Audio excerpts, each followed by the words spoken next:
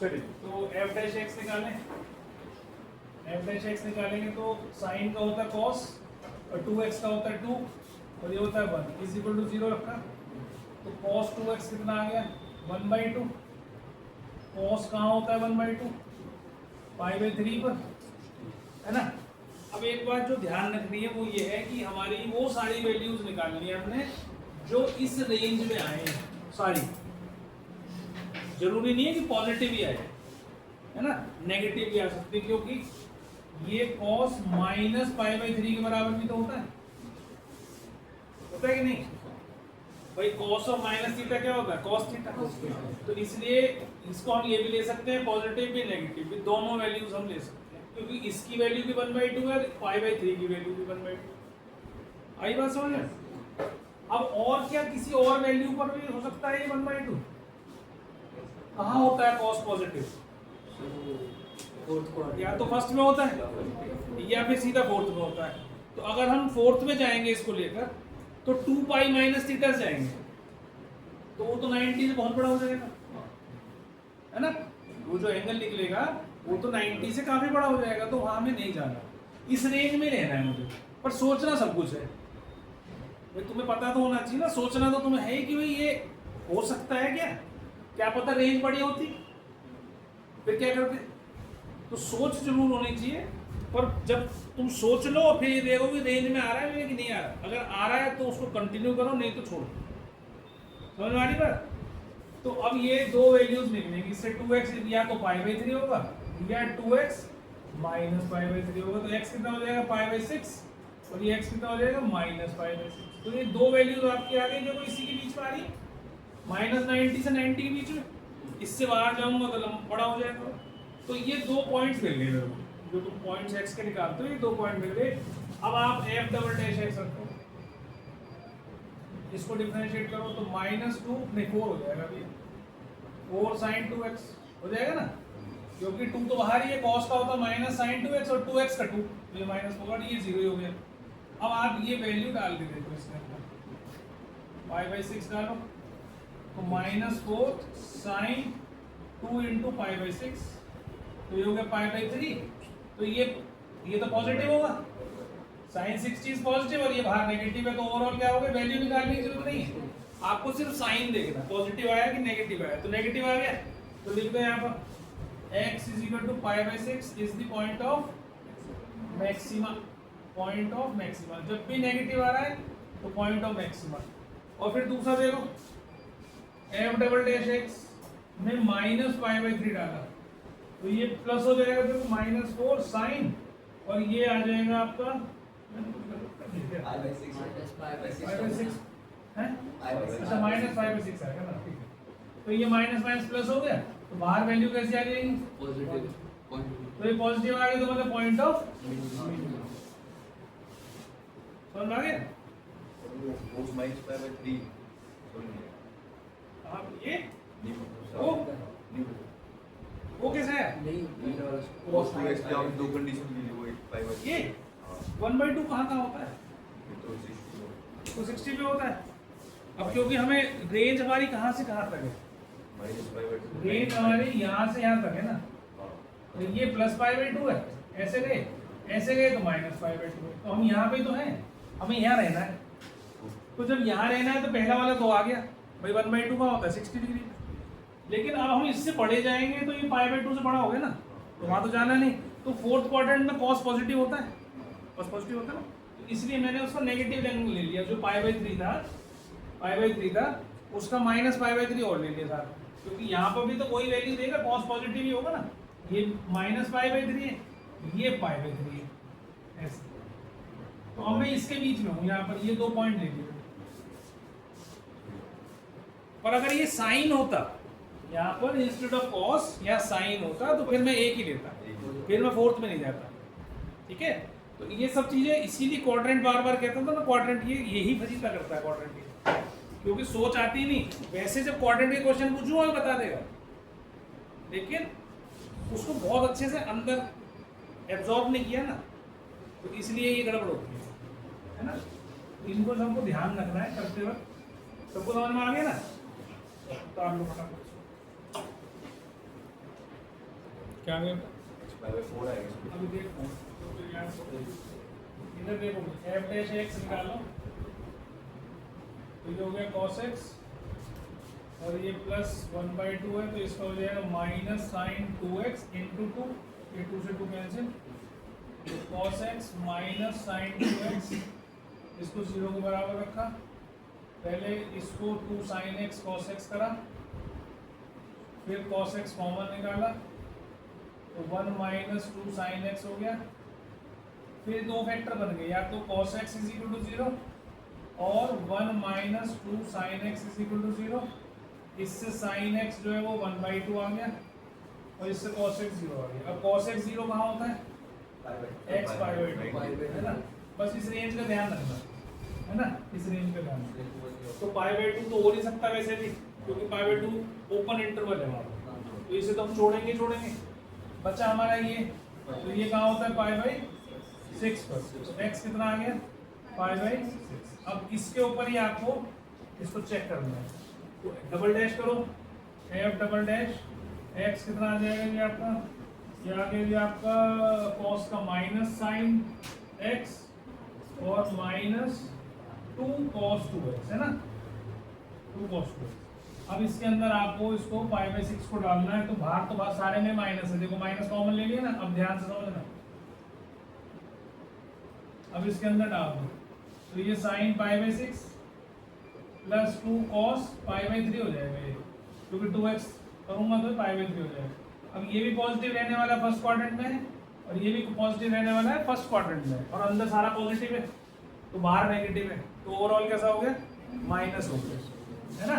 ये π/6 30 डिग्री किसमें होता है? फर्स्ट क्वाड्रेंट में, और बीच में प्लस का साइन है, और ये भी π/3 60 भी फर्स्ट क्वाड्रेंट में, तो cos भी पॉजिटिव साइन भी पॉजिटिव, बीच में प्लस तो साथ में पॉजिटिव बाहर नेगेटिव, तो ओवरऑल कैसा आ गया। वैल्यू निकालने की जरूरत नहीं है आपको, फिर बोल रहा हूँ कभी इसमें वैल्यू डाल के अपना टाइम खराब करो, केवल आपको बताना ये नेगेटिव आ गया भाई। अब कह देंगे x is equal to π/6 is the point of maximum, ठीक है। अब आपसे कहेगी कि मैक्सिमम वैल्यू निकालो, तो मैक्सिमम वैल्यू क्या हो जाएगी जी, जो क्वेश्चन था आपका उसमें डाल दो, f π/6 फंक्शन में डालना है यहाँ पर, तो साइन π/6 प्लस 1/2 cos π/3 हो जाएगा ये, क्योंकि ट्वाइस हो जाएगा। अब वैल्यू निकालो, ये कितने हो गया 1/2 प्लस 1/2 इंटू 1/2, तो ये आ गया 1/2 प्लस 1/4, ये आ जाएगा 3/, तो ये इसकी मैक्सिमम वैल्यू। आगे जी समझ में डिफरेंशिएशन करना सीखो अच्छे से। एब्सोल्यूट मैक्सिमम मिनिमम लिखा है, ये क्वेश्चन ऐसे है, find the maximum and minimum value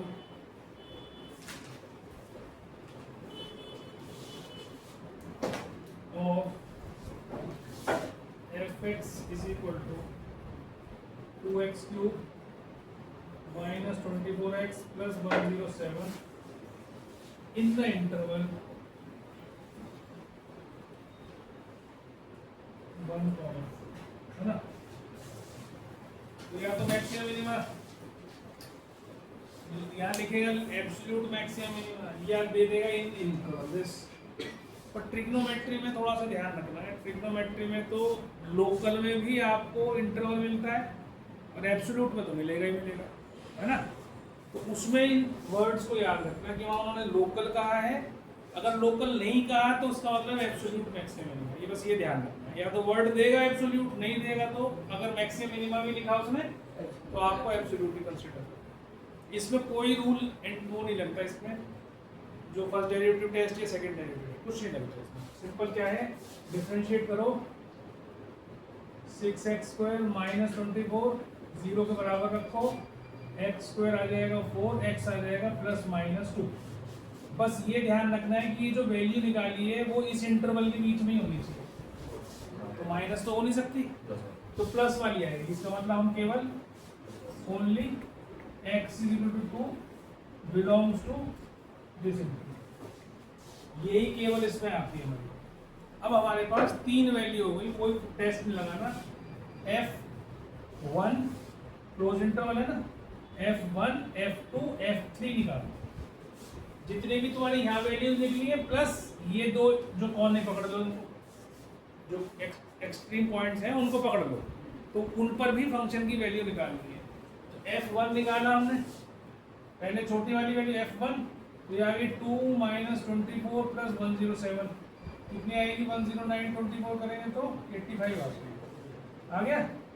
फिर f2 निकालो, 2 आ रहा है हमारा ये, तो f2 निकालोगे तो 2 × 8 - 48 + 107, और ये भी 16 हो गया, तो 123 123 में से 48 माइनस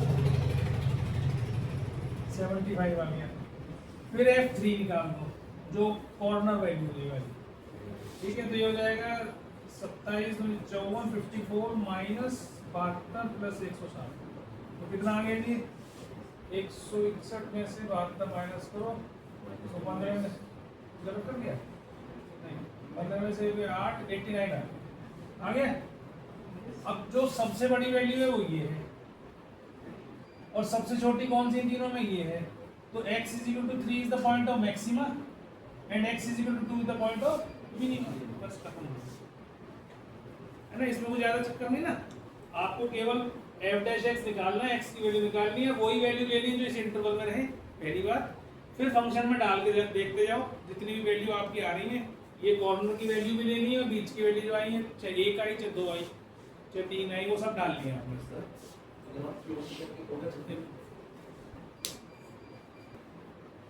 यहाँ लिख देता हूँ, सो x = 2 is the point of minima and x = 3 is the point of maxima, ठीक है। और अब इसमें दोनों काम हो गए, पॉइंट भी आ गया और मैक्सिमम मिनिमम वैल्यू भी आ गई। मैक्सिमम वैल्यू ये हो गई, मिनिमम वैल्यू ये हो गई। मिनिमम मैक्सिमम कैसे निकालते थे, फंक्शन में डालते थे ना, ठीक है, समझ में आ गया। अगर इंटरवल जो दे रखा है वो ओपन है तो लोकल मैक्सिमम मिनिमम, अगर क्लोज्ड है तो एब्सोल्यूट मैक्सिमम मिनिमम, चाहे वो ट्रिग्नोमेट्री का फंक्शन हो चाहे वो पॉलिनोमियल अलजेब्रिक फंक्शन हो, समझ में आ गई बात। तो ये आपको ध्यान रखना, तो क्लोज इंटरवल है, लोकल मैक्सिमम मिनिमा नहीं लिखा हुआ है, मैक्सिमम मिनिमा ही लिखा हुआ है। अगर मान लो ये मैक्सिमम मिनिमम वैल्यू दे दे, ओपन कर देना इसे, तो लोकल समझ लेगा, क्लोज नहीं आएगा, ठीक। अब आप f' करो तो क्या आएगा cos x, और ये क्या हो जाएगा -2/2 sin 2x, ये तो अभी कराया हमने क्वेश्चन, तो ये आपका cos x और यहाँ बन जाएगा 1 - 2 sin x = 0। इससे cos x 0 आया और यहाँ sin x 1/2 आया, तो ये sin π/, इसमें होता है 6 पे, तो x π/2 आ गया और यहाँ से x π/6 आ गया। मेरी दोनों वैल्यूज आ गई ना, वो इसी के बीच में एक होने वाली आ गई, ये रही, और π/6 से बीच में आ गई। तो हमें 3 ही वैल्यू निकालनी होती है, 2 कॉर्नर्स की और एक जो उसके बीच में आ रही है। तो अब तीनों, ये वाली तो कंसिडर इसमें वैसी हो रही है, तो आप इसमें f0 निकाल दो पहले, तो ये 0 + 1/2 × 1, तो आ गया 1/2।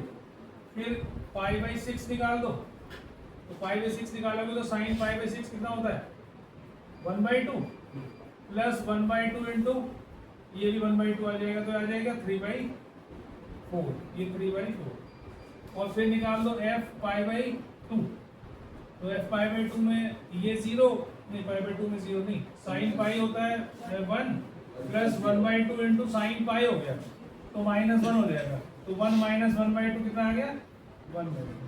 तो अब इसमें ये दो वैल्यूज तो छोटी है और ये बड़ी है, तो मैक्सिमम वैल्यू तो ये हो गई, मिनिमम ये भी हो सकती है, ये भी हो सकती है, ये दोनों पॉइंट पर मिनिमम वैल्यू है, मतलब दोनों सेम उस पर आ रही है y की वैल्यू, ठीक है, दोनों सेम जगह पर आ रही है, उससे क्या फर्क पड़ रहा है कि तुम्हारा मिनिमम ये है और एक यहाँ से दूसरी मिनिमम इसी रेंज में ये वाली जो होगी, यहाँ तक नहीं करवाई थी उसने, ये दोनों बराबर, मिनिमम वैल्यू दो पॉइंट्स पर आ गई, 0 पर और π/2 पर, और मैक्सिमम किस पर आ गई π/6, ठीक है। अब लिख लेना है इसको कि x = π/6 is the point of maxima and x = 0 and π/2, x = 0 and π/2 are the point of minimum.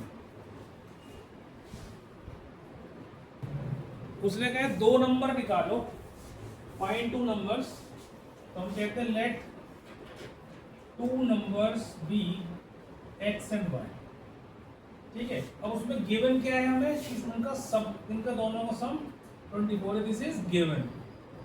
उतारने मत लगना, सिर्फ समझना। पेन नीचे रख दो और यहाँ ध्यान दो, ठीक है। x प्लस वाई 24 दे रखा है। अब कह रहा है कि इन दो नंबर्स का जो प्रोडक्ट है वो लार्जेस्ट होना चाहिए, जितना लार्ज हो जाए इज पॉसिबल, मतलब शुड बी मैक्सिमम। तो इसका मतलब हमें प्रोडक्ट को मैक्सिमाइज करना है, ठीक है। ये हमारा एम है, दिस इज आवर एम, कि हम ऐसे दो नंबर निकाल के दिखाएं जिसका सम तो 24 हो। जैसे मान लो मैं कहूँ कि भाई 23 और 1, सम क्या है 24, प्रोडक्ट क्या है 23, ठीक है। अब मैं कहूँ 22 प्लस 2, प्रोडक्ट क्या है 24, लेकिन सम क्या हो गया 44, बढ़ गया, है ना।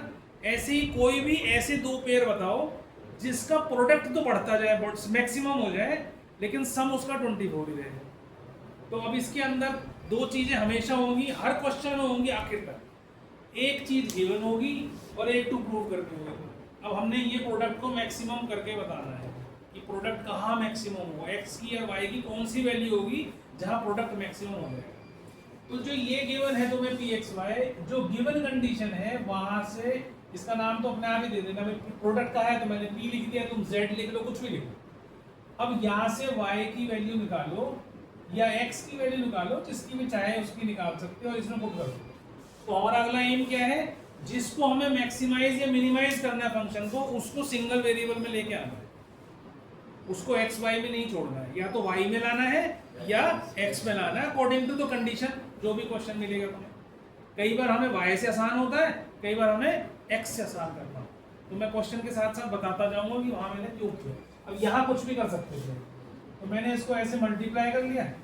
अब ये मैक्सिमाइज करता है तो D P by D x करूँगा, तो 24 माइनस 2x, इसको 0 के बराबर रखूंगा, x कितना आ गया 12 आ गया। तो अब मैं चेक करूंगा, एक पॉइंट आया ना, अब मैं चेक करूंगा कि इस पर मैक्सिमम वैल्यू होगी या मिनिमम होगी। ये देखो, तो इसको मैंने मल्टीपल करा, डिफरेंशिएट करा, तो 0 माइनस 2, ये तो वैल्यू नेगेटिव आ गई। तो जो भी पॉइंट आया है उस पर वैल्यू कैसी होगी, मैक्सिमम होगी। तो x is equal to 12 is the point of maximum. अगर ये नेगेटिव आ जाता, पॉजिटिव आ जाता, तो मैं कह देता x is equal to 12 is the point of minimum, तो ये मैक्सिमम है। अब 12 आ गया तो y कितना आएगा इससे, भाई इसमें डालोगे तो 12 ही आ जाएगा। अब 12 into 12 144 होता है, ये मैक्सिमम हो सकता है। अगर तुम 12 into 12 करोगे 144 आएगा, लेकिन अगर तुम 13 into 11 कर दोगे तो ये कितना आ जाएगा 143 रह जाएगा। समझ भाई मेरी बात। और अगर तुम इसको 14 into 10 कर दोगे तो 140, तो इससे बड़ा प्रोडक्ट नहीं आ सकता कोई। तो x is equal to 12 is the point of maximum. और दो नंबर हमने निकाल के दिखा दिया, हमने इसको मैक्सिमाइज भी कर दिया कि भाई इस पॉइंट पे मैक्सिमम है, और हमने ये भी बता दिया कि दो नंबर है कौन से। उसने कहा ना फाइंड टू नंबर्स, तो टू नंबर्स आर 12 एंड 12। आगे हमने उतार दो, ठीक है। तो आपको नंबर मान ही लिए हमने, x प्लस वाई 35 आई गया, और आपको एक product x square y cube y 5, ठीक। अब यहाँ पर आप क्या करें, x की वैल्यू निकालें, y की वैल्यू निकालो, 35 माइनस एक्स यहाँ डाल दो, x square into 35 minus x की पावर 5। अब एक तो ये है, और या फिर x की वैल्यू निकालो 35 माइनस वाई, वो डालो।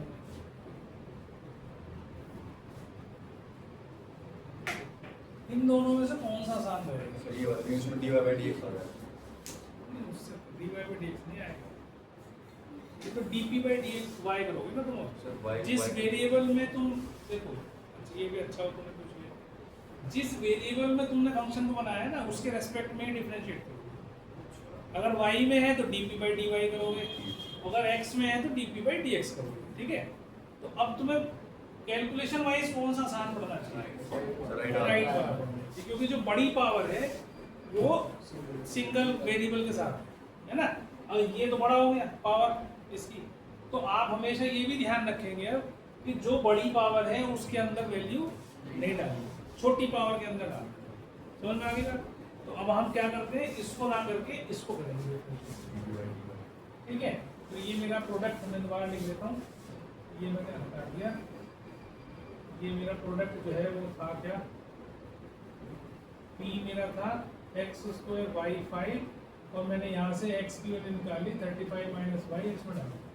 अब जरा dp बाई dy डालो, अब करो डिफरेंशिएट। अब करना तो तुम्हें प्रोडक्ट रूल ही लगाना पड़ेगा। तो ये क्या हो गया, 35 माइनस वाई का होल स्क्वायर ऐसे ही रखा, इसको 5y4 कर दिया प्लस y5 को ऐसे ही रखा, और इसका डिफरेंशिएशन करेंगे तो 2 आगे 35 माइनस वाई की पावर 1 बचा, और अंदर वाले को करेंगे 0 माइनस 1 तो माइनस 1। अब यहाँ से जो कॉमन निकलता है पहला काम तो उसे कॉमन को निकाल दो, कुछ भी निकले तो y4 आ रहा है देखो एक तो, और एक 35 माइनस वाई भी आ रहा है ना, तो y4 निकल गया और इसका एक चला गया, ये तो एक रह गया, तो 5 इंटू 35 माइनस वाई, ठीक है, और बीच में आ गया माइनस का साइन, इसमें से y जा चुका है, ये पूरा चला गया, तो ये बचा -2y। देखो जरा यही बचा कि नहीं, एक बार चेक कर लो। अच्छा भाई y4 चला गया, 5 बचा गया, और एक पावर वाली चलेगी तो एक बचा हुआ है, छोड़ दिया। फिर बीच में माइनस आ गए, इसमें से 4 जा चुके हैं, ये तो एक बचा और 2 बचा, एक तो y बचा, एक 2 बचा, ये पूरा चला गया, तो ये बचा। अब हमारे पास इससे वैल्यूज आती हैं ये और इससे क्या आ जाती है, देखो जरा चेक करो, 5 into 35 is equal to 7y, तो 7 5 से तो y कितना आ गया 25 आना चाहिए, इससे y क्या आना चाहिए 20। इतनी बात समझ में आ गई, ठीक है। अब ये वैल्यू हो सकती है क्या, y 0 हो सकता है क्या, नहीं हो सकता। क्यों नहीं हो सकता, y 0 हो गया तो x 35 हो जाएगा, और फिर जब इसमें डालोगे तो प्रोडक्ट तो 0 हो जाएगा, है ना। और अगर 35 डाल दिया तो x 0 हो जाएगा, तो भी प्रोडक्ट 0 हो जाएगा, नहीं प्रोडक्ट 0 हो जाएगा भाई, प्रोडक्ट तो मैक्सिमम चाहिए ना, तुमने कर दिया 0 तो 25 हो जाएगा, तो अब बचा केवल 25। तो अब तुमने इसको तो छोड़ दिया दोनों को, लेकिन अभी पॉइंट निकला है केवल, अभी केवल हमने पॉइंट निकाला है। अभी हम मैक्सिमम मिनिमम कैसे कर सकते बता सकते हैं, वो तो डबल डेरिवेटिव करना पड़ेगा मुझे, ऐसा करना पड़ेगा ना। तो अब मैं ये बन गया मेरे पास y4 35 माइनस वाई, और ये क्या बचा था मेरा 165 नहीं 175 माइनस 7y था। ऐसा मेरा ये फंक्शन आया था dy by dx, dp by dx dy, ऐसा।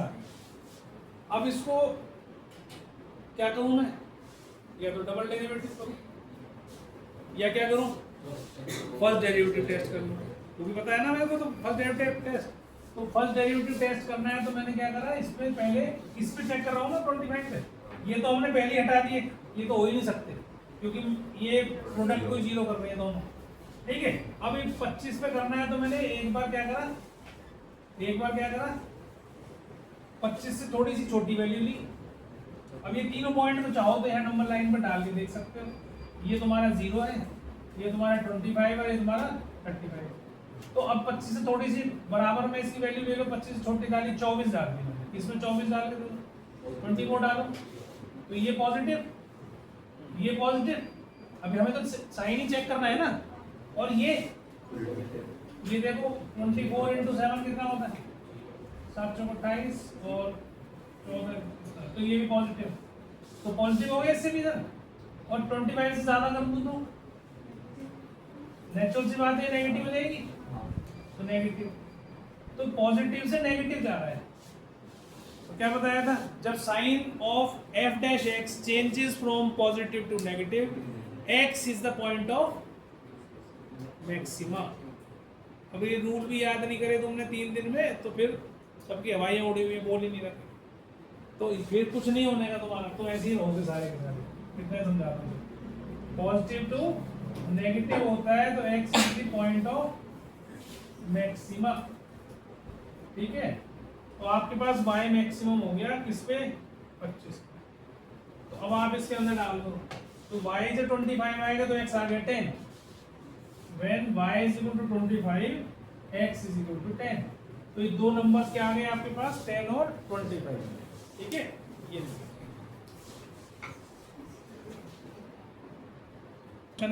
पढ़ना सीख जाओगे तो बात समझ में आ जाएगी। काय show that all the rectangles with given perimeter. मान लो एक रेक्टेंगल है हमारे पास जिसकी लेंथ x है y है, तो पेरीमीटर इसका गिवन है, गिवन पेरीमीटर। तो जो भी चीज गिवन हो जाती है that value is considered as constant. अब वो फिक्स हो गई। अब मैं कह दूं भी इस कमरे का जो एरिया है वो मान लो सपोज 200 स्क्वायर फीट है, तो 200 स्क्वायर फीट से मैं ज़्यादा कम नहीं कर सकता हूँ उसको, तो इट इज़ कांस्टेंट। अब ये उससे ज़्यादा लंबा चौड़ा नहीं कर सकता इसमें ना। तो अगर पेरीमीटर उसने कहा है तो पेरीमीटर होता है 2x + 2y, होता है ना पेरीमीटर।